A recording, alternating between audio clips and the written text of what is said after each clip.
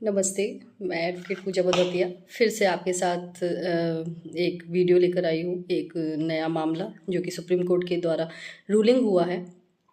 जान लेते हैं मामला क्या है। मामला है धारा 138 एनआई एक्ट से संबंधित, यानी कि नेगोशिएबल इंस्ट्रूमेंट एक्ट एक धारा 138 से संबंधित, जो कि चेक बाउंस के एवज में भी लगाया जाता है। इसमें जानते हैं कि सुप्रीम कोर्ट ने क्या एक क्रांतिकारी फैसला दिया है। सुप्रीम कोर्ट ने बोला है कि धारा 138 के अंतर्गत अब दोष सिद्धि मानी जाएगी, यानी कि क्या आप जानते हैं कि चेक बाउंस मामलों में अब दोषियों को देना होगा पूरा का पूरा मुआवजे के साथ। और क्या क्या देना होगा, सुप्रीम कोर्ट ने और क्या क्या इससे रिलेटेड अपना निर्णय सुनाया, जान लेते हैं।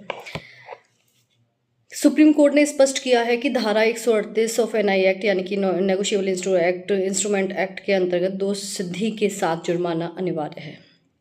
दोष सिद्धि तो मानी ही जाएगी, साथ में ऐसा नहीं है कि आपको वो अमाउंट नहीं देना पड़ेगा जिस अमाउंट के लिए चेक आपका बाउंस हुआ है। दोषी को चेक में अंकित पूरी राशि चुकानी पड़ेगी, यानी कि आपका अगर चेक बाउंस हो गया है तो इसका मतलब ये नहीं कि आप अपनी ड्यूटी से बेदखल हो गए हैं, आपकी ड्यूटी ख़त्म हो गई है। आपको वो एक अमाउंट जो आपने चेक में भरा था जिससे चेक बाउंस हुआ है, वो पूरा अमाउंट चुकाना पड़ेगा सामने वाली पार्टी को। देरी के कारण उचित ब्याज राशि भी देनी होगी, यानी कि जितना अमाउंट उस चेक में है उस पर लगने वाला इंटरेस्ट या तो आपका 12% या 18%, वो डिपेंड करता है आपके किस टाइप का चेक था, कमर्शियल था या किस टाइप का था, उस पर वो भी आपको देना पड़ेगा।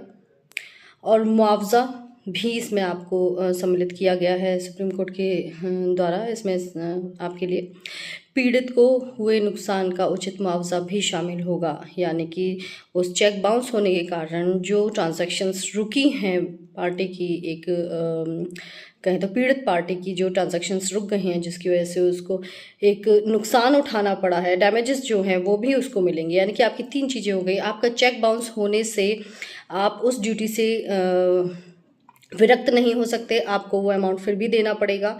उसके साथ साथ आपको उस अमाउंट पर लगने वाला इंटरेस्ट भी देना पड़ेगा, ब्याज भी देनी पड़ेगी। वो डिसाइड करेगी कोर्ट, जो कि डिपेंड करता है मुकदमा टू मुकदमा, कि वो 12% पर एनम के हिसाब से होगा या 18% पर एनम के हिसाब से होगा या 9% पर एनम के हिसाब से होगा। और साथ में आपको मुआवजा भी देना पड़ेगा, यानी कि उस चेक बाउंस के वजह से जो अदर पार्टी को, एग्रीव्ड पार्टी को जो नुकसान हुआ है, डैमेजेस जो बनते हैं उसके, वो आपको देना पड़ेगा। धारा 138 एनआई एक्ट, यानी कि नेगोशिएबल इंस्ट्रूमेंट